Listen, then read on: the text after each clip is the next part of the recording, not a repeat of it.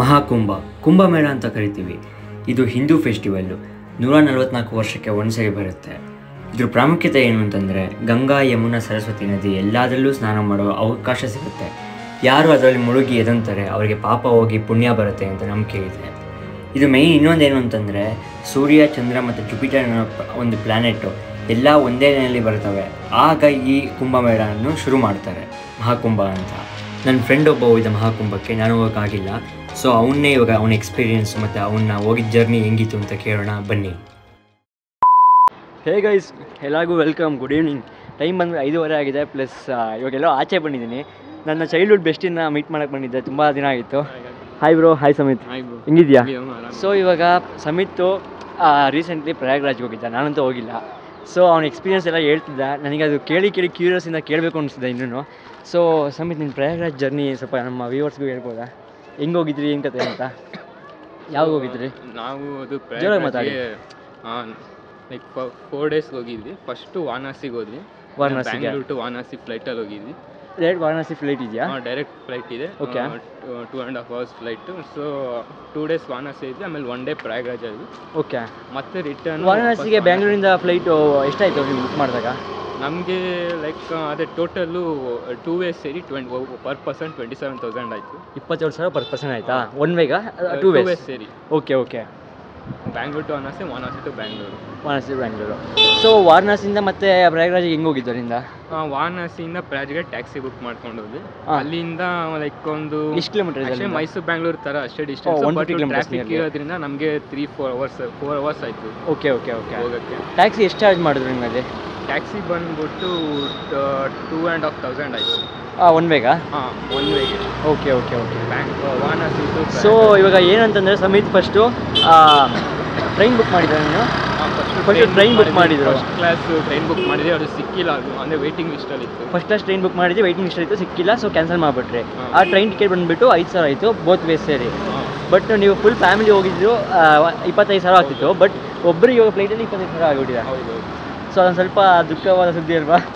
ಅದೇ ಆ್ಯಕ್ಚುಲಿ ಅದೇ ನಮ್ಮ ಮನೇಲಿ ಹೋಗಲೇಬೇಕು. ಇದು once in a life time opportunity. Once in 145 years ಅಲ್ವಾ? ಒನ್ಸ್ ಇನ್ 145 years ನಡೀತಾ ಇರೋದು ಕುಂಭಮೇಳ, ಹೋಗಲೇಬೇಕು ಅಂತ ಮನೇಲಿ ಡಿಸೈಡ್ ಮಾಡಿದರು. ಸೊ ಫ್ಲೈಟ್ ಸಿಕ್ಕಿಲ್ಲ ಅಂತ ಅಂದ್ಬಿಟ್ಟು ಫ್ಲೈಟ್ ಅದೇ ಚೀಪ್ ಇತ್ತು, ಅದೇ ಬುಕ್ ಮಾಡೋದು. ಟ್ರೈನ್ ಸಿಕ್ಕಿಲ್ಲ ಅಂತ. ಸೊ ಅದೇ ಹಂಗಾಗಿದೆ. ಪ್ಲಸ್ ಅಲ್ಲಿ ಇವಾಗ ವಾರಣಾಸಿ ಅಂದರೆ ವಾರಣಾಸಿ ಇಳಿದ ತಕ್ಷಣ ಅಲ್ಲಿಂದ ಪ್ರಯಾಗ್ರಾಜ್ಗೆ ಹೋಗಿದ್ದೀರಾ ಟ್ಯಾಕ್ಸಿಯಲ್ಲಿ? ಅಲ್ಲಿ ಇಂಡಿಯನ್ ಫುಡ್ ವಾರಣಾಸಿ 2 days ಇದ್ವಿ. ಸಾರಿ, ಆಮೇಲೆ ಅಲ್ಲಿ ಇಂಡಿಯನ್ ಫುಡ್ ಎಲ್ಲ, ಸಾರಿ, ಸೌತ್ ಇಂಡಿಯನ್ ಫುಡ್ ಎಲ್ಲ ಸಿಗ್ತಾ ನಿಮಗೆ? ಆರಾಮಾಗಿತ್ತಾ? ಹಿಂಗ ಸೌತ್ ಇಂಡಿಯನ್ ಫುಡ್ ಸಿಗ್ತಾ ನಿಮಗೆ? ಸೌತ್ ಇಂಡಿಯನು ಎಲ್ಲ ಸೌತ್ ಇಂಡಿಯನ್ ಸಿಗುತ್ತೆ. ನಾರ್ತ್ ಇಂಡಿಯನ್ಸ್ ಅಂದರೆ ಫುಡ್ಡೆಲ್ಲ ಅಡ್ಜಸ್ಟ್ ಆಯಿತು. ಯಾವುದು ಆ ಥರ ಏನೋ ಚೆನ್ನಾಗಿಲ್ಲ ಆ ಥರ ಏನಿಲ್ಲ. ಫುಡ್ ಅಡ್ಜಸ್ಟ್ ಆಯಿತು, ಎಲ್ಲ ಚೆನ್ನಾಗಿತ್ತು ಫುಡ್ಡು. ಅದೇ ನೀನು ಇವಾಗ ನಾನು ಎಕ್ಸ್ಪೀರಿಯನ್ಸ್ ಹೇಳ್ತೀನಿ ಸಮಿತಿಂದು. ಅಲ್ಲೊಂದು ಇಂಡಿಯನ್ ಹೋಟೆಲ್ಗೆ ಹೋಗಿದ್ದಾರೆ. ಆ ಹೋಟೆಲೆಲ್ಲ ಮೆನ್ಷನ್ ಮಾಡೋಕ್ಕೆ ಹೋಗಲ್ಲ. ಇಂಡಿಯನ್ ಹೋಟೆಲ್ ಇತ್ತು. ಯಾವುದು ಪ್ರಯಾಗ್ರಾಜ್ ಅಲ್ವಾ? ಇಡ್ಲಿ ಇದು ವಾರಣಾಸಿಲಿ. ಸೊ ಒಂದು ಇಡ್ಲಿ ತಗೊಂಡಿದ್ದಾನೆ Samith, south Indian meal, I mean food. ಅದು ಅಲ್ಲಿ ಒಂದು ಇಡ್ಲಿ ತಗೊಂಡಿದ್ದಾನೆ. ತಗೊಂಡು ಅವ್ರು ತುಂಬ ಹೊತ್ತು ವೆಯ್ಟ್ ಮಾಡಿಸ್ಬಿಟ್ಟಿದ್ದಾರೆ. ತುಂಬ ಅಂದರೆ ತುಂಬ ಹೊತ್ತು, ನಿಯರ್ಲಿ 1.5 hour ವೆಯ್ಟ್ ಮಾಡಿಸಿದ್ದಾರೆ. ಇವ್ರು ಫುಲ್ ತಲೆ ಕೆಟ್ಟು ಹೋಗ್ಬಿಟ್ಟಿದ್ದು, ಯಾಕೆ ಹಿಂಗೆ ಮಾಡಿಸ್ತೀರಿ ಅಂತ. ಆಮೇಲೆ ಕೇಳಿದ್ದಾರೆ ಬೇಕು ಕೊಡಿ ಅಂತ. ಸೊ ಅವ್ರು ಕೊಟ್ಟಿಲ್ಲ. ಆಮೇಲೆ ಕೊಟ್ರಂತೆ. ಸಮಿತ್ ಅಲ್ಲಿ ಒಂದು ಇಡ್ಲಿಗೆ ಎಷ್ಟು ರೂಪೀಸ್ ಇತ್ತು? ಒಂದು ಇಡ್ಲಿ, ಒಂದು ಸಿಂಗಲ್ ಪೀಸ್ ಇಡ್ಲಿಗೆ 60 ರೂಪಾಯಿ. 60 rupees ಒಂದು ಇಡ್ಲಿಗೆ. ಎಕ್ಸ್ಟ್ರಾ ವಡೆ ಬೇಕು ಅಂದರೆ 40 rupees ಇತ್ತಂತೆ. ವಡೆ ಮತ್ತು ಇಡ್ಲಿ 2 ಸೇರಿ 100 rupees ಇತ್ತಲ್ಲ? ಹೌದು. 2 ಇಡ್ಲಿ ವಡೆ ಪ್ಲೇಟ್. ಇನ್ನೊಂದು ಮೇಯ್ನ್ ಥಿಂಗ್ ಹೇಳಿ ಸಮಿತಿದ್ವಿ, ನಾ ಸೆಟ್ ದೋಸೆ ಹೆಂಗಿತ್ತು ಅಂತಲ್ಲಿ? ಇವಾಗ ಸೆಟ್ ದೋಸೆ ಬಂದ್ಬಿಟ್ಟು ನಾವು ಆ್ಯಕ್ಚುಲಿ ತುಂಬ ಲೇಟಾಗಿ ಆರ್ಡರ್ ತೊಗೊಂಡಾಮೇಲೆ ತುಂಬ ಲೇಟಾಗಿ ಕೊಟ್ಟರು. ಸೆಟ್ ದೋಸೆ ಬಂದು ನಾರ್ಮಲ್ ಸೌತ್ ಇಂಡಿಯನ್ ಥರನೇ ಇರುತ್ತೆ ಅಂದರೆ ನೋಡಿ, ಒಳ್ಳೆ ಪ್ಯಾನ್ ಕೇಕ್ ಥರ ಇಷ್ಟೇ ಇತ್ತು, ಚಿಕ್ಕದು. ಪ್ಯಾನ್ ಕೇಕ್ ಥರ ಒಂದು ಲೈಕ್ ಕೈಯಷ್ಟು ಚಿಕ್ಕದಿತ್ತಂತೆ ಪ್ಯಾನ್ ಕೇಕ್ ಥರ ಸೆಟ್ ದೋಸೆ ಅದು. ಆಮೇಲೆ ಅದ್ರ ಕೊಟ್ಟಿದ್ದು ಸಾಂಬಾರು ಮತ್ತು ಚಟ್ನಿ ಫುಲ್ ಹಾಳಾಗಿತ್ತಂತೆ. ಸೆಟ್ ದೋಸೆ ಅಷ್ಟೇ ಇಲ್ಲ, ಲೈಕ್ ಇಡ್ಲಿಗೂ ಅಷ್ಟೇ. ಈ ಚಟ್ನಿ ಸಾಂಬಾರೆಲ್ಲ ಹಿಂದಿನ ದಿನ ಫ್ರಿಜ್ನ ತೆಗಿತಿದ್ರು. ನಮಗೆ ನೋಡಿ ಹೋಗ್ಬೇಕು, ಅನಿವಾರ್ಯ. ಬೇರೆ ಕಡೆ ಹೋಗೋದು ಇತ್ತು, ಮತ್ತೆ ಹೋದೇ ಟೈಮ್ ವೇಸ್ಟ್ ಆಗುತ್ತೆ ಅಂದ್ಬಿಟ್ಟು ತೊಗೊಂಡು ಅದೇ ತಿಂದಿದ್ದು. ಸೊ ಅದು ಫುಲ್ ಹುಳಿ ಬಂದಿತ್ತಾ? ವಾಸನೆ ಬರ್ತಿತ್ತಾ? ಫುಲ್ಲು ಸಾಂಬಾರು ಫುಲ್ ಹುಳಿ ಆಗಿತ್ತು. ಓಕೆ. ಚಟ್ನಿ ಓಕೆ ಇತ್ತು, ಬಟ್ ಅಂದರೂ ಅದು ಯಾವುದು ಫ್ರೆಶ್ ಮಾಡಿರಲ್ಲ. ಹಿಂದಿನ ದಿನ ಅದು ಫ್ರಿಜ್ಜಲ್ಲೆಲ್ಲ ಸ್ಟೋರ್ ಮಾಡಿಬಿಟ್ಟು ಮಾಡಿದ್ದು. ಬಟ್ ತಿನ್ನಬೇಕು ಅಂತಲೇ ತಿಂದಿದ್ದೀರಾ? ಅಂದರೆ ತಿನ್ನೋಕ್ಕೆ ಏನೂ ಇಲ್ದೇ ತಿಂದಿದ್ದೀರಾ ಅಷ್ಟೇ ತಾನೇ? ಕ್ರಿಕೆಟ್ ಆಡ್ತಾಯಿಲ್ಲ ಅಂಕಲೆಲ್ಲ? ಅಂಕಲ್ ಅಂತವ್ರೆ ನನ್ನ ಮಕ್ಕಳು. Hi hi. ಸೊ ಏನೋ ಮಾತಾಡ್ತಾನೆ ಹಿಂದಿಲ್ಲ, ಅರ್ಥ ಆಗ್ತಾನೆ ನಮಗಂತೂ. ಓಕೆ ಸಮಿತ್, ಅದು ಹೆಂಗೆ ಆ ಫುಡ್ ಎಲ್ಲ ಓಕೆ ಅನಿಸ್ತಾ? ಫುಡ್ ಎಲ್ಲ ಓಕೆ ಅನಿಸ್ತಾ ನನಗೆ. ಫುಡ್ ಎಲ್ಲ ಆ್ಯಕ್ಚುಲಿ ಸೆಟ್ ಆಯ್ತು ಆ್ಯಕ್ಚುಲಿ ನೆಕ್ಸ್ಟ್ 2 ಡೇಗೆ ಆಮೇಲೆ ಗೈಸ್ ಈ ಹುಡುಗಿರು ಚಿಕ್ಕ ಚಿಕ್ಕ ಮಕ್ಕಳ ಅಂಕಲ್ ಅಂತಾರೆ ನಮಗೆ. ಅಂಕಲ್ ಎಲ್ಲ ಕಂಡ್ರು ನಾವು ಇನ್ನು ಹುಡುಗರು ಕಂಡ್ರು. ಹಾಂ ಫುಡ್ಡು ಎಲ್ಲ ಆ್ಯಕ್ಚುಲಿ ಚೆನ್ನಾಗಿತ್ತು ಎಲ್ಲ. ನಾರ್ತ್ ಇಂಡಿಯನ್ ಫುಡ್ ಆಗಲಿ ಸೌತ್ ಇಂಡಿಯನ್ ಫುಡ್ ಆಗಲಿ ಚೆನ್ನಾಗಿತ್ತು ಎಲ್ಲ. ಬಟ್ ಏನಂದರೆ ಅದೇ ತುಂಬ ಅದೇ ರಶ್ಶು ಇದೊಂದೇ ತುಂಬ ಏನಂದರೆ ಸೌತ್ ಇಂಡಿಯನ್ ಫುಡ್ಡು ಅಲ್ಲಿ ಕಾಸ್ಟ್ಲಿ ಬೀಳುತ್ತೆ. ಬೀಳುತ್ತೆ ಆಬ್ವಿಯಸ್ಲಿ. ಆಮೇಲೆ ನೀವು ಉಳ್ಕೊಳಕ್ಕೆ ರೂಮ್ ಎಲ್ಲ ಸಿಗ್ತಾ? ರೂಮ್ ಎಲ್ಲ ಲೈಕ್ ಎಲ್ಲ ಬುಕ್ ಮಾಡಿದ್ರಿ? ನಾವೆಲ್ಲ ಆನ್ಲೈನಲ್ಲೇ ಫಸ್ಟೇ ಮಾಡಿಬಿಟ್ಟಿದ್ವಿ ಎಲ್ಲ. ಲೈಕ್ ಎಲ್ಲ ಅಂದರೆ ಹೋಟೆಲ್ಸ್ ಥರ ಅದು ಸಿಕ್ಕಿಲ್ಲ. ನಮ್ದು ಅಂದರೆ ಹೋಮ್ ಸ್ಟೇ ಥರ ಸಿಕ್ತು ಎಲ್ಲ. ಹೋಮ್ ಸ್ಟೇ ಲೈಕ್ ಎಲ್ಲ ಅದೇ ಇದ್ದಿದ್ದು. ಓಕೆ. ಎಲ್ಲ ತುಂಬ ಕಾಸ್ಟ್ಲಿ ಇತ್ತು ಪ್ಲಸ್ ಇದು ಆಗಿಲ್ಲ. ಸೊ ಅವೆಲ್ಲ ಆದ್ಮೇಲೆ ರೂಮೆಲ್ಲ ಸಿಗ್ತಲ್ವಾ ಆರಾಮಾಗೆ? ವಾಪಸ್ ಸಮಿತ್ ನಾಯಿ ಯಾಕೋ ತುಂಬ ಅಟ್ಯಾಕ್ ಮಾಡಂಗಿದ್ದಾವೆ. ಏಯ್ ಬೈ, ಸುಮ್ಮನೆ ಇರಬೇಕು, ಸುಮ್ಮನೆ ಇರು, ಸುಮ್ಮನೆ ಇರಬೇಕು. ಬೇರೆ ಆ ಕಡೆ ಹೋಗ್ಬೇಕಾ? ನಾಯಿ ಓಡಿಸ್ಕೊಂಡ್ಬರ್ತೀವಿ ಗೈಸ್ ನಮಗೆ. ಸಮಿತ್ ಹೇಳು, ಇದು ಹೋಟೆಲ್ ರೂಮ್ ಸಿಗ್ತಾ? ರೂಮು ಆ್ಯಕ್ಚುಲಿ ನಾವು ಹೋಟೆಲು ವಿತ್ ರೆಸ್ಟೋರೆಂಟ್ ಇರೋದು ಹೋಟೆಲ್ ಆ ಥರ ಯೂಶಲಿ ಆ ಥರ ಎಲ್ಲರೂ ಹುಡುಕ್ತಾರೆ. ಬಟ್ ಆ ಥರ ಹೋಟೆಲ್ ಯಾವುದೂ ಸಿಕ್ಕಿಲ್ಲ ಈ ರಶ್ಶಿಂದ. ಸೊ ಎಲ್ಲ ಈ ಥರ ಹೋಮ್ ಸ್ಟೇ ಆ ಥರ ಟೈಪ್ ಸಿಗ್ತಾಯಿತ್ತು. ಸೊ ಹೋಮ್ ಸ್ಟೇ ಬುಕ್ ಮಾಡಿದ್ವಿ. ಓಕೆ. ಅಂದರೆ ಓಕೆ. ಹೋಮ್ ಸ್ಟೇ ಅಂದರೆ ಲೈಕ್ ಒಂದು ಫ್ಯಾಮಿಲಿ ಒಂದು ಇದು ಕೊಡ್ತಾರೆ ಲೈಕ್ ಜಸ್ಟ್ 4 ಜನಕ್ಕೆ ಅದು ಲೈಕ್ ಒಂದು ರೂಮ್ ಥರ. ಬಟ್ ರೂಮ್ ಎಲ್ಲ ಓಕೆ ಆ ಥರ ಅಂತ ನೀಟ್ನೆಸ್ಸು ಆ ಥರ ಏನೂ ಇರಲಿಲ್ಲ.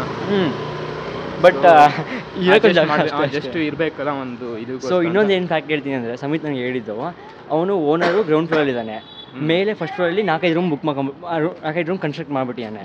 ಆ ರೂಮ್ಗಳು ಹೆಂಗೆ ಮಾಡಿದೆ ಅಂತಂದರೆ, ಇವ್ರು ಬುಕ್ ಮಾಡಿದ್ದು ನೀವು ಡಿಲಕ್ಸ್ ಮಾಡಿದ್ದ premier? Deluxe premium room? Deluxe ಮಾಡಿದ್ದು ಕೊಟ್ಟಿದ್ದು ನಾರ್ಮಲ್. ಓಕೆ, ಇವ್ನು ಡಿಲಕ್ಸ್ ರೂಮ್ ಬುಕ್ ಮಾಡಿದ್ದಾನೆ, ಇವ್ರು ನೀವು ಕೊಟ್ಟಿದ್ದು ನಾರ್ಮಲ್ ರೂಮ್ ಅಲ್ವಾ? ಏನೋ ಕ್ವಶನ್ ಮಾಡೋಕ್ಕೆ ಹೋಗಿ ಕೇಳಿದ್ರೆ ಏನಂತ ಅವನು ಅದಕ್ಕೆ ಸರ್ ಇದೇ ಡಿಲಕ್ಸ್ ರೂಮು ಅಂತ, ಇದೇ ನಾರ್ಮಲ್ ರೂಮ್ ಕೊಟ್ಟಿದ್ದೀರಾ? ವ್ಲಾಗ್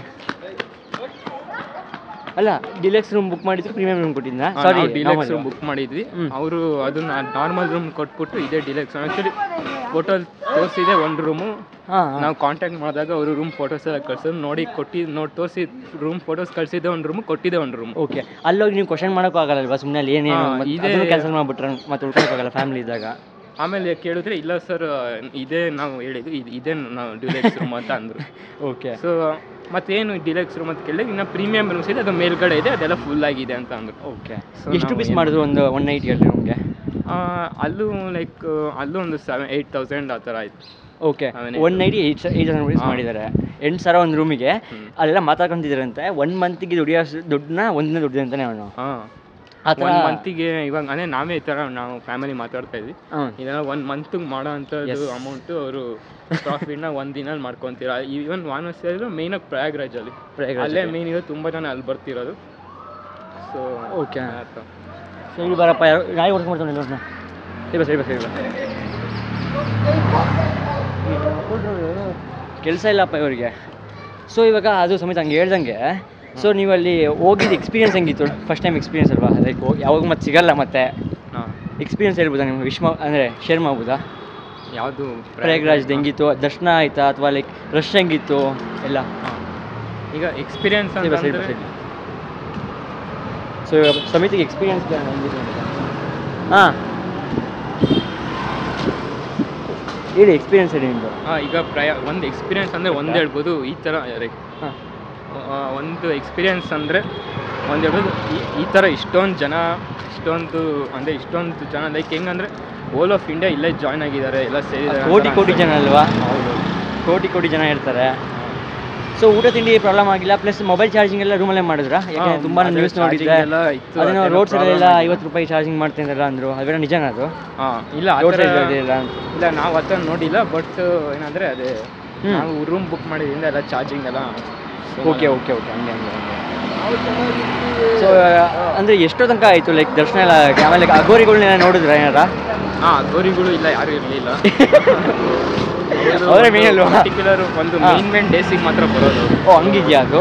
ಓಕೆ ಆ ಥರ ಟೈಮ್ಸ್ ಅನ್ನೋದೆಲ್ಲ ನಂಗೆ ಐಡಿಯಾ ಇಲ್ಲ ಇದ್ರ ಬಗ್ಗೆ, ಅದು ಸಮಿತಿ ಹೇಳ್ತಾನೆ. ಹೆಂಗೆ ಸಮಿತಿ ಅಗೋರಿ? ಅದೇ ಅಗೋರಿಗಳು ಯಾರು ಇರಲಿಲ್ಲ, ಯಾಕಂದರೆ ಅವರು ಈ ಥರ ಮೇಯ್ನು ವೆಹಿಕಲ್ಸ್ ಒಂದು ತುಂಬ ಇದೆ. ಮೇಯ್ನ್ ದಿನ ಮಾತ್ರ ಬರ್ತಾರೆ ಆ ಥರ.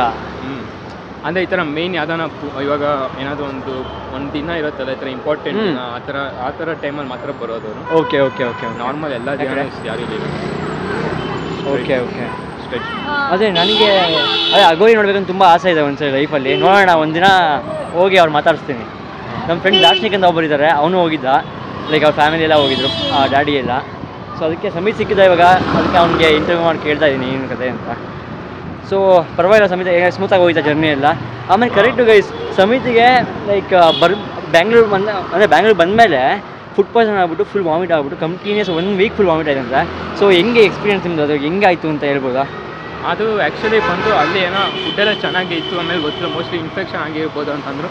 ಅಲ್ಲಿಂದ ವಾಪಸ್ ಬ್ಯಾಂಗ್ಳೂರು ರಿಟರ್ನ್ ಬರೋರ್ಗೂ ಏನೂ ಆಗಿಲ್ಲ. ಅವತ್ತು ಬ್ಯಾಂಗ್ಳೂರು ರಿಟರ್ನ್ ಬಂದು ಅವತ್ತು ನೈಟಿಂದ ಫುಲ್ಲು 3-4-5 ಟೈಮ್ಸ್ ಎಲ್ಲ ವಾಮಿಟ್ ಆಗಿ ಫುಲ್ಲು ಇಂಡೈಜೆಷನ್ ಆ ಥರ. 1 ವೀಕ್ ಫುಲ್ ಅಲ್ವಾ? 1 ವೀಕ್ ಫುಲ್ ಇಂಡೈಜೆಷನ್, ಆಮೇಲೆ ಫುಲ್ಲು ಈ ಥರ ಕೋಲ್ಡು ಕಾಫ್ ಎಲ್ಲ ಫುಲ್ಲು ಇದಾಗ್ಬಿಟ್ಟು ಫುಲ್ಲು ಡಸ್ಟು ಎಲ್ಲ ತುಂಬ ಡಸ್ಟು ಅಲ್ಲೆಲ್ಲ.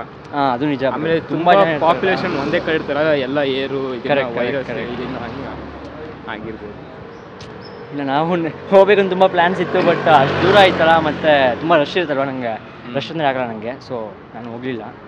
ನಮ್ಮ ಫ್ರೆಂಡ್ ಅದೇ ನಾನು ಡಿಸೈಡ್ ಮಾಡ್ಬಿಟ್ಟಿನಿ, ಇನ್ಮೇಲೆ ಯಾವುದೇ ಈ ಥರ ಮೇಳ ಹತ್ರ ಹೋಗೋದೆಲ್ಲ ನಾರ್ಮಲ್ ಫ್ರೀದಾಗ ಮಾತ್ರ ಹೋಗೋದು. ಹೌದೌದು, ತುಂಬ ಹಿಂಸೆ. ಇದು ನೋಡಿ, ಇದು ಸಾಕಾಗ್ಬಿಟ್ಟಿದೆ. ಇದೊಂದು like once in life time experience ಅಂತ ಅನ್ಬೋದು ಅಷ್ಟೇ. ಅಂದರೆ ಮತ್ತೆ ಈ ಥರ ಈ ಥರ ಬಂದರೂ ನಾವು ಈ ಥರ ಯಾಕಂದ್ರೆ ನಮ್ಗೆ ಆಲ್ರೆಡಿ ಎಕ್ಸ್ಪೀರಿಯನ್ಸ್ ಆಗಿದೆ. ಈ ಥರ ಯಾವ ಮೇಳ ಇದ್ರು ನೆಕ್ಸ್ಟ್ ಹೋಗಲ್ಲ, ಬೇಡಪ್ಪ, ನಾರ್ಮಲ್ ಫ್ರೀದಾಗ ಮಾತ್ರ ಹೋಗೋದು ಅಷ್ಟೇ. ನಿಮ್ಮದು ಎಕ್ಸ್ಪೀರಿಯನ್ಸ್ ಕುಂಬೇಳೋದು ಎಕ್ಸ್ಪೀರಿಯನ್ಸ್ ಅಂದರೆ ಇದು ಹೇಳ್ಬೋದು. ಇಡೀ ಓಲ್ ಆಫ್ ಇಂಡಿಯಾ ಜಾಯ್ನ್ ಆಗಿದ್ದಾರೆ ಈ ಒಂದು ಪ್ಲೇಸಲ್ಲಿ ಅಂತ ಅಂದ್ಬಿಟ್ಟು. ಅಷ್ಟು ಎಲ್ಲಿ ನೋಡಿದ್ರು ಎಲ್ಲ ನೀವು ಯಾವ 4 ಡೈರೆಕ್ಷನ್ಸಲ್ಲಿ ನೋಡಿದ್ರು ಬರೀ ಜನನೇ ಇದ್ದಾರೆ. ಯಾವ ನೀವು ಹೈವೇ ಆಗಲಿ ಯಾವ ರೋಡೋದು ಜನ ನಡ್ಕೊಂಡು ಹೋಗ್ತಾನೆ. ನಂಗೆ ಅನ್ಸುತ್ತೆ ನಡ್ಕೊಂಡೇ ಬರ್ತಾ ಇದ್ದಾನೆ ಜನ.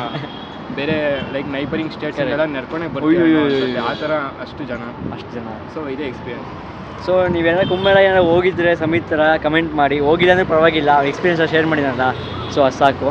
ಸೊ ಇದೊಂದು ಲೈಕ್ ರಿವ್ಯೂ ಆಗಲಿ ಶೇರ್ ಮಾಡೋ ಥರ ಇತ್ತು ಸಮಿತ್ ಎಕ್ಸ್ಪೀರಿಯನ್ಸ್ ಎಲ್ಲ.